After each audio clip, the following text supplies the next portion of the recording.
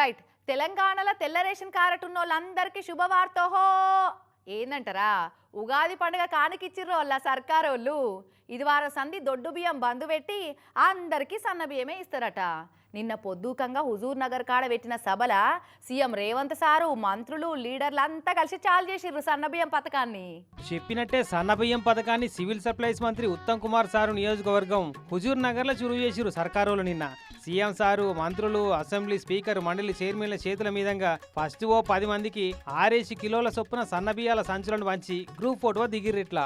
ఇక రేపటి సంధి అంటే ఏప్రిల్ 1వ తారీఖు సంధి రేషన్ షాపులలో అందుబాటులో పెడతారట. ఇక తెల్ల రేషన్ కార్డు ఉన్న వాళ్ళంతా తలా 6 కిలోల చొప్పున ఏడ కావాలంటే ఆడ తీసుకోవచ్చునట. ఇటువంటి పథకం మునుపెన్నడు దేశంలో ఎక్కడ ఎవ్వరు పెట్టలే.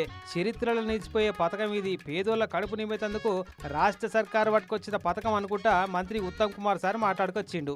స్వతంత్ర భారతదేశంలో ఏ రాష్ట్రంలో కూడా ఈ విధంగా మంచి క్వాలిటీ సన్న బియ్యం 80 నుంచి 85%కి ఉచితంగా వచ్చే పథకం ఏ రాష్ట్రంలో కూడా అమలు కాలేదనే విషయం కూడా నేను మనం చేస్తున్నా. ఇప్పటిదాకా నడిచిన పథకం పేరు మీద ఏడాదికి 10,665 కోట్ల రూపాయలు పెట్టినా దండుగే అవుతుందట. దొడ్డు బియ్యం మాటున పైసలన్నీ పందికొక్కులు లెక్క తింటున్నారు, అంతా పక్కదారి పడుతున్నాయని అంటుండు.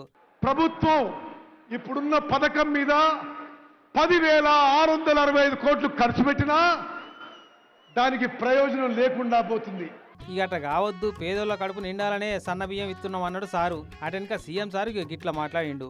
ఇది మిల్లర్ల మాఫియా లేకపోతే దళారుల చేతుల్లోకి ఈ దొడ్డు బియ్యం వెళ్ళి 10,000 కోట్ల రూపాయలు ప్రతి సంవత్సరం దళారుల దోపిడీకి గురైతున్నాయి.